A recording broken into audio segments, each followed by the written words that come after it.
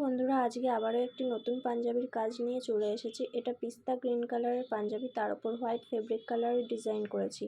আজকে সকাল থেকে উঠেই এমন একটা কাজ করে ফেলেছি যে মুডটা খুবই খারাপ হয়ে আছে।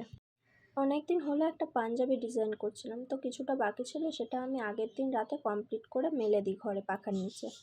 সকালবেলা ঘুম থেকে উঠে দেখি শুকিয়ে গেছে, তাই কোনো কিছু না ভেবে আমি পাঞ্জাবিটা ধুয়ে দিই। এটা ভেবে যে এখন ধুয়ে দিলে রাতের মধ্যে শুকিয়ে যাবে, আমি সেটা আয়রন করে দিয়ে দেবো, কিন্তু ধোয়ার পরে দেখছি কালার উঠে চারিদিকে ছড়িয়ে গেছে কিছুটা। সাথে সাথে আমি সেটা আলগা করে ধরে মেলে দিই।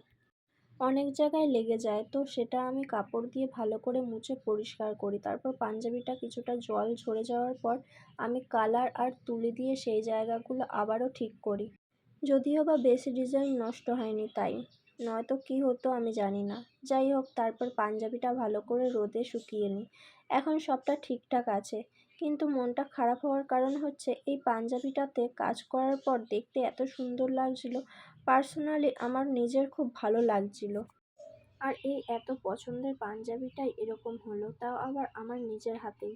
তাই একটু মুডটা অফ হয়ে আছে। তবে এটা ভেবে নিজেকে সান্ত্বনা দিচ্ছি যে ভুল থেকেই মানুষ শেখে। আমিও না হয় এটা থেকেই শিক্ষা নিলাম, দ্বিতীয়বার এটা করতে গেলে 10 বার ভাববো। যাই হোক, সেই পাঞ্জাবির ভিডিওটাও খুব তাড়াতাড়ি তোমরা দেখতে পাবে। আর আমার এই পাঞ্জাবিটিও খুব অল্প সময়ের মধ্যে করা, বলতে পারো একদিনের মধ্যে কমপ্লিট করা। আমার এই নতুন পাঞ্জাবির কাজটি তোমাদের কেমন লাগলো অবশ্যই কিন্তু জানাতে ভুলো না। আর পুজোর অর্ডার নেওয়া শুরু হয়ে গেছে, কেউ অর্ডার করতে চাইলে স্ক্রিনে দেওয়া নাম্বারে যোগাযোগ করতে পারো। আজকের মতো বাই বাই।